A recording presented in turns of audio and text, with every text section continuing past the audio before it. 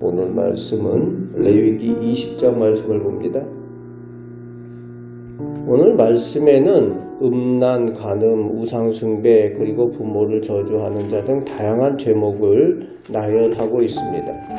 그러면서 그에 따른 형벌로 반드시 죽일지니라 라는 무서운 말씀이 반복이 되는 거죠.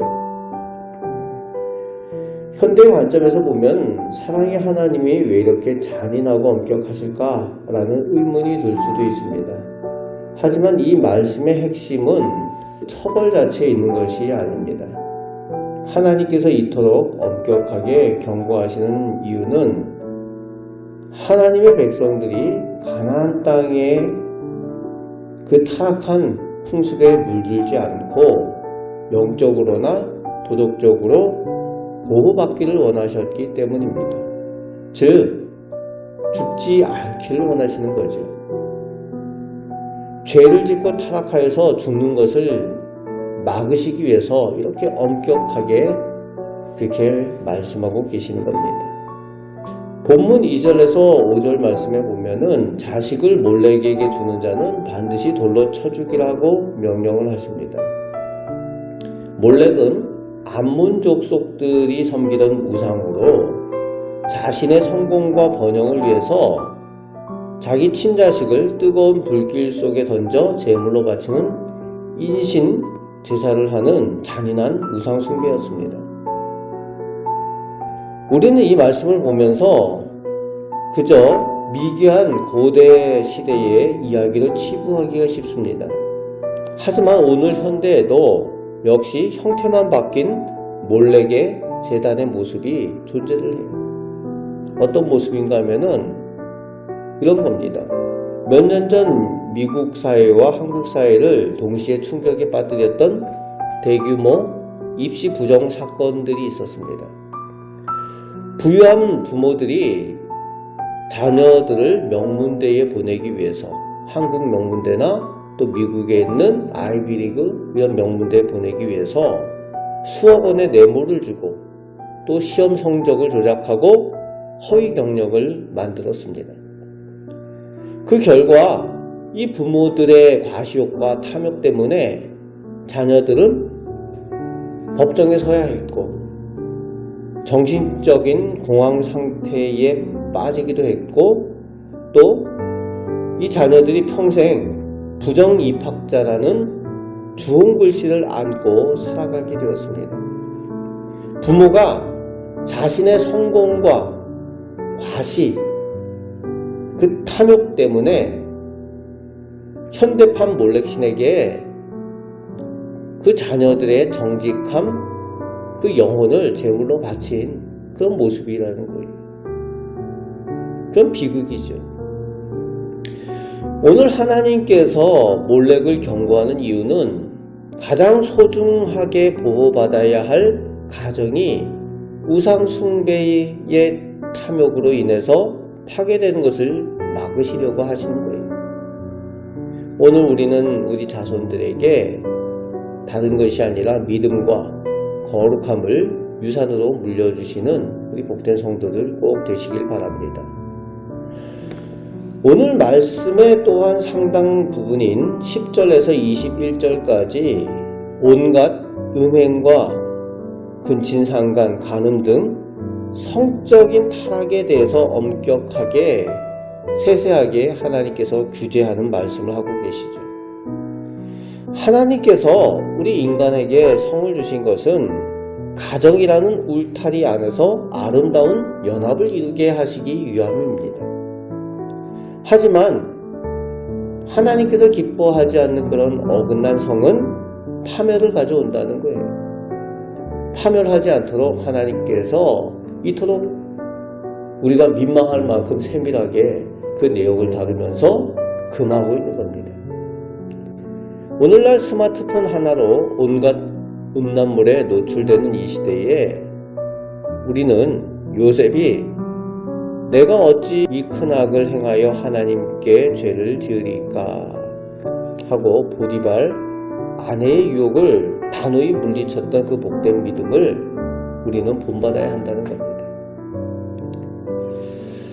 마지막으로 오늘 6절과 그리고 27절에 신접한 자와 박수무당을 추종하는 죄를 하나님께서 경고를 하고 계시죠.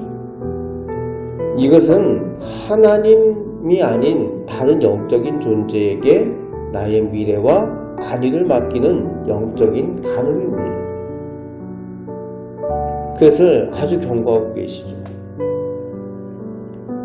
최근 젊은 층 사이에서 사주카페, 타로카드 이런 것들을 넘어서서 점성술과 무속신앙이 유행처럼 번지고 있는 것을 우리가 볼 수 있어요.